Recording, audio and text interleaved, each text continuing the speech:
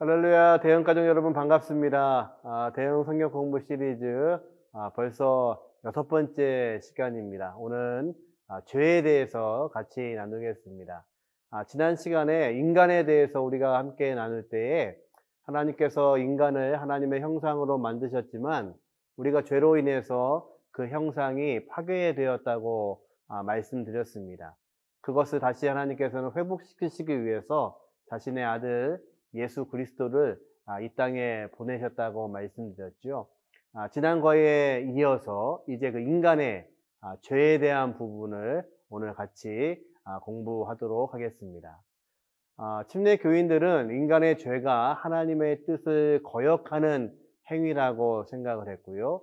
죄로 인해서 이성, 감정, 의지 모든 부분이 타락했다고 생각했습니다. 인간은 죄로부터 자신을 구원할 수 있는 능력이 있을까요? 없을까요? 예, 없습니다. 인간 스스로는 자신을 구원할 수 있는 능력이 없습니다. 다시 말해서 하나님을 기쁘시게 할 수 있는 능력이 없다는 것입니다. 죄로 인해서 그렇다는 것이죠. 그래서 오직 하나님의 은혜, 하나님께서 이 땅에 허락하신 예수 그리스도 외에는 죄의 권세와 형벌을 멸하게 하실 분이 없다고 침례 교인들은 믿었습니다. 오늘은 그 죄에 대해서 같이 나눔을 통해서 하나님 주시는 은혜가 있기를 원합니다. 첫 번째 질문입니다. 죄란 무엇인가?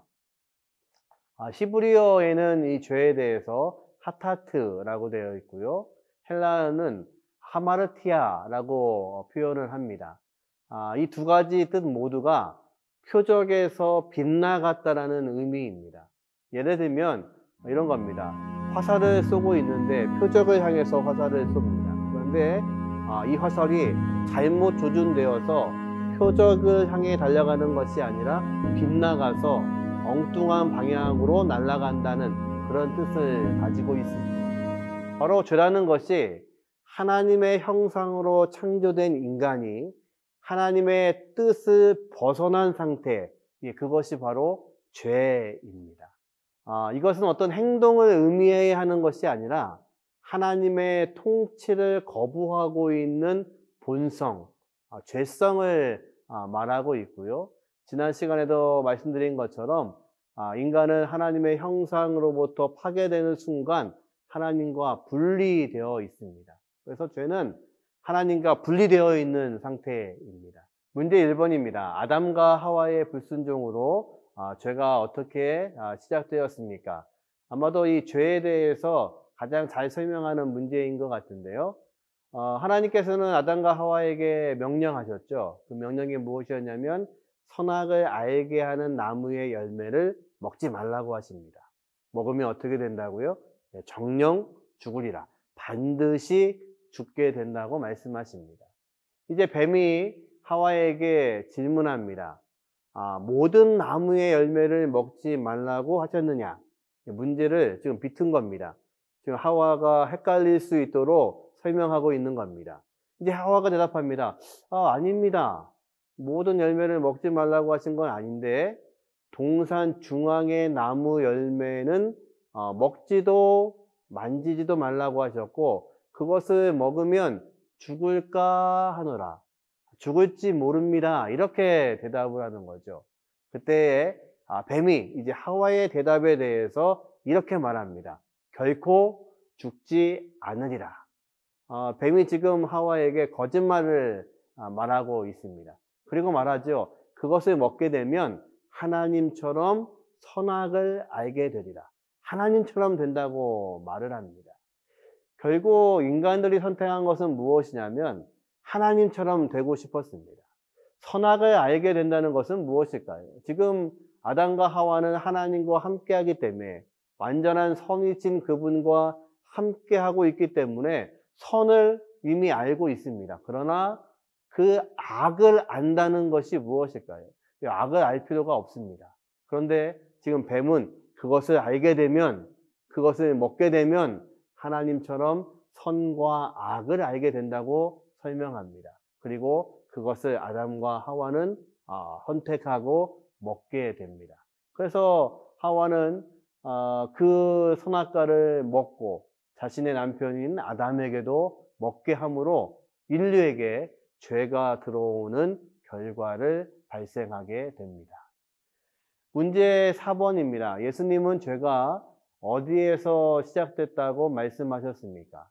마태복음 15장 19절과 20절에 보니까 예수님은 우리의 타락한 마음에서 죄가 시작됐다고 말씀하십니다. 이미 마음이 타락했기 때문에 우리가 보고 있는 것도 정상적이지 않고, 우리가 생각하는 것도 정상적일 수 없고, 우리가 관계하는 모든 관계도 정상적일 수 없습니다. 그래서 예수님의 말씀처럼 우리의 마음이 타락한 그 순간부터 우리는 죄의 속성으로 살아갈 수밖에 없다고 성경은 말씀하십니다. 두 번째 질문입니다. 죄의 보편성. 다시 말해서 이 죄라는 것은 한 부분만 있는 것이 아니라 모든 부분까지 영향을 준다는 것입니다. 아담의 죄로 인해서 모든 인간은 죄의 상태에서 태어났습니다. 죄의 영향 속에 살아가게 됩니다. 저와 여러분은 죄인인 상태에서 이 땅에 태어났고, 또 죄의 영향이 있는 세상 속에서 살아가고 있습니다. 이 죄는요, 개인의 모든 것뿐만이 아니라 인간관계, 또 우리가 살고 있는 사회, 문화까지도 오염을 시킵니다. 그러니까 우리가 살고 있는 세상의 모든 것들은 죄의 보편성을 가지고 있는 세상입니다. 누구도 자신의 의로움을 주장할 수가 없습니다. 지난과에서도 설명드렸지만 우리는 죄로 인해서 불의한 존재입니다. 하나님은 의로우신 존재이시지만 우리는 불의한 존재입니다. 이것을 우리가 의롭다고 주장할 수 있는 사람이 아무도 없습니다. 또한 자신의 능력으로 하나님의 의로우신 심판에서 벗어날 수가 없습니다. 죄의 대가는요, 심판이 있다고 말씀하시고 그 심판은 죽음이라고 성경은 말씀하십니다. 그러기에 하나님의 의로운 심판에서 우리 모두는 벗어날 수 없는 존재라는 것입니다. 7번 문제인데요. 바울은 죄로 인해 오염된 인간을 어떻게 표현하고 있습니까? 에베소서 2장 3절의 말씀인데요. 육체의 욕심을 따라서 우리는 살아가고 그 결과 본질상 진노의 자녀, 심판받을 수밖에 없는 존재라고 바울은 기록하고 있습니다. 8번 문제를 보니까요. 바울은 죄로 인해 오염된 자신의 상태를 어떻게 표현하고 있습니까? 로마서 7장 18절의 말씀인데요. 육신에 선한 것이 없고, 우리의 육신은요, 모든 것이 악하다는 말입니다. 선한 행동도 할 수 없다고 설명합니다. 우리에게는 선한 모습이 하나도 없습니다. 그래서 바울은요, 자신을 이렇게 고백합니다. 오라, 나는 곤고한 자로다. 누가 사망의 이 몸에서 나를 꺼내줄 수 있을까? 이렇게 고백을 하죠. 그것은 한 분밖에 없습니다. 예수님밖에 우리를 용서하실 분이 없지요. 바울이 지금 죄로 인해서 오염된 자신을 그렇게 표현하고 있습니다. 마지막 질문입니다. 죄의 결과는 무엇일까? 한마디로 말하면 죄의 결과는 관계의 깨어짐입니다. 모든 관계가 깨어지는 것이죠. 첫 번째는 하나님과의 관계가 깨어진 상태입니다. 다시 말해서 하나님의 뜻을 우리가 알 수도 없고요. 하나님이 말씀하셔도 우리는 들을 수가 없는 관계가 되었습니다. 단절되고 분리되었습니다. 하나님께로 우리가 갈 수가 없습니다. 이것이 죄의 결과입니다. 두 번째는 자신과의 관계가 깨어졌습니다. 나의 이성, 감정, 의지, 이 모든 것들이 오염되어서 우리는 올바른 것을 선택할 수 없는 존재입니다. 우리가 선택한 것이 다 옳을 수가 없다는 말이죠. 성경은 말씀하십니다. 좁은 길로 가라고 말씀하십니다. 넓은 길은 멸망의 길이라고 말씀하시죠. 그런데 우리는 여전히 선택하는 것이 그 넓은 길입니다.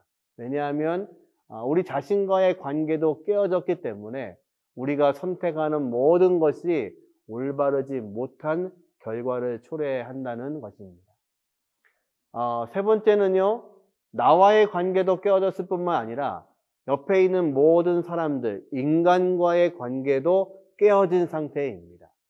아담과 하와가 범죄한 후에 첫 번째 한 행동은 뭐냐면요, 하나님 앞에서 자신의 죄를 서로 떠넘기는 겁니다. 하나님이 만드신 저 여자가, 또 여자는요, 남편이, 또 뱀이, 이렇게 설명합니다.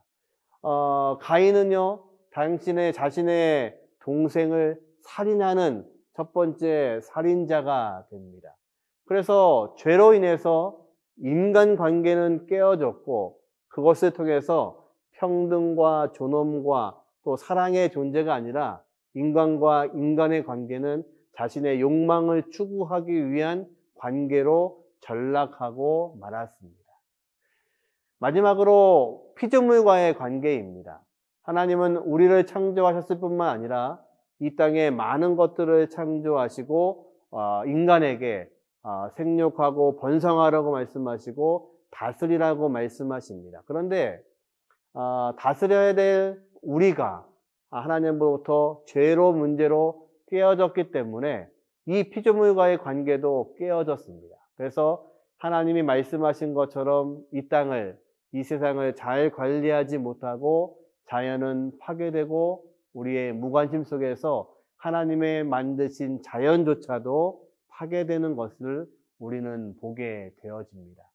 이것이 죄의 결과, 관계의 깨어짐에 대한 문제입니다. 15번 문제입니다. 하나님이 한탄하시고 근심하신 이유는 무엇입니까? 창세기 6장 5절과 6절의 말씀인데요.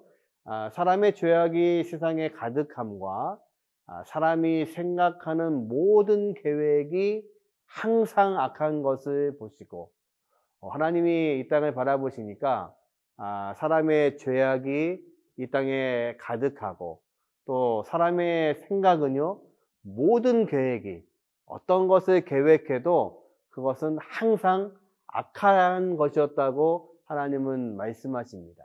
이 이유 때문에 하나님은 이 땅을 홍수로 심판하시겠다고 결정하시지요. 죄의 상태가 이렇습니다. 모든 것이 악합니다. 사람이 생각하는 것이 악하고 사람이 계획하는 모든 것들은 하나님 보시기에 악한 상태, 이것이 죄로 인해서 관계가 깨어진 상태를 말씀하고 계시는 내용입니다. 마지막 18번 문제입니다. 바울은 범죄한 인간에 대해 어떤 심판이 임하게 될 것이라고 경고하고 있습니까? 로마서 1장 18절이죠. 하나님의 진노가 있게 된다고 말씀하십니다. 하나님의 진노, 하나님의 심판에는 양면성이 있습니다. 하나님이 심판하시지만, 하나님이 진노하시지만 그 이유는 우리가 죄에서 다시 떠나서 돌아오기를 원하시는 하나님의 사랑의 표현이기도 합니다. 그래서 하나님은 죄에 빠져 있는 인간들을 위해서 이 세상을 향해서 끊임없이 말씀하시고 또 돌아오기를 말씀하십니다. 하지만 그들이 돌아오지 않을 때에 진노하시고 심판하심을 통하여서 그들에게 기회를 주시는 것, 그것이 바로 하나님의 양면성 있는 심판과 진노에 관한 이야기입니다. 오늘은 죄에 대해서 같이 나눴습니다. 좀 무거운 내용들이었는데요. 참으로 감사한 것은 이런 무거운 죄를 가지고 있는 우리들, 그리고 우리의 능력으로는, 우리의 힘으로는 감당할 수 없는 것을 아시고 하나님은 우리를 구원할 계획을 가지시고 자신의 아들을 보내셨다는 것입니다. 그래서 그 주님이 우리를 구원하여 주시고 또 성령께서 우리 안에 오늘도 내주하셔서 함께 하시는 것, 그것이 참으로 우리 인생에는, 그리스도인들에게는 가장 큰 복입니다. 더 이상의 큰 복은 없습니다. 저와 여러분은 오늘도 복된 인생을 살아가는 인생입니다. 오늘도 그것에 감사하시고 이 하루도 또 승리하시는 그런 시간 되시기를 주님의 이름으로 축원합니다. 감사합니다.